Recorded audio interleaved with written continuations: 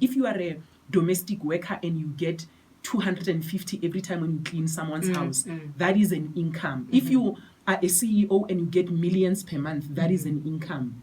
If you are a learner at primary school or high school and they are giving you money and they call it carry in the township, that money that they are giving you, that is income. So income, it is not dependent on your age and it's not dependent on type. Okay. So a lot of us, we are sitting here saying, I don't earn yet. Yeah. I don't have an income yet. We are sitting here saying, I don't have a job. But somewhere in your life, money is coming into your life. But because you don't acknowledge it, you don't see it as something that you can save from. Let me give you an example that sometimes you find these people that work in construction, they sit at the corner and they know that on this day I'm going to make 130 rand. Yeah. They don't know where the money is going to come from tomorrow. That person, that 130 rand that you get on that day, that is your income. Out of that income that you get, you are going to spend some of it and you are going to save some of it. Wow. So spending could be you are paying back your debt. It could be you are buying necessities, a body lotion, a body groceries, a whole lot of rent, whatever it is that we are paying for. Then the money that you save is money that you keep and you don't use. It's very important then for us to say, instead of saying, let me wait for month end and see how much money I'm going to make. Let's say you are a construction worker.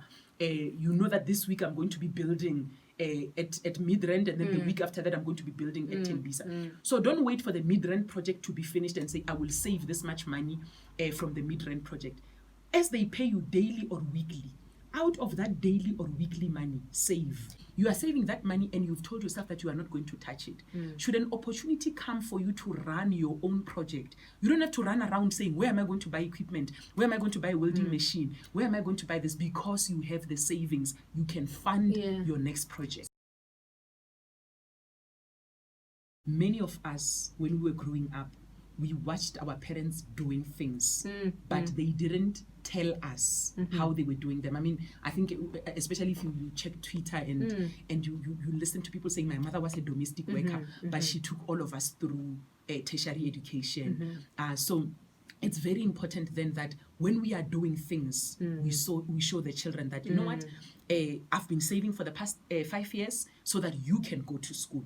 And when you go to school, we save for the next sister. So that transparency is very important so that you get to see how your parents are doing it. You're committed really to just educate. So don't say my earnings are too small. I'm just a temporary worker. I only work when projects are available. If you start where you are with that money, you will contribute towards a much better society. Wow, there you have it. That's Mantsha Pheeha, a financial literacy partner for FEM. It's FEM, FEM, that provides a specialist insurance cover to construction companies and their employees against injuries or illness contracted in the workplace. So if you want to find them, it's FEM, FEM.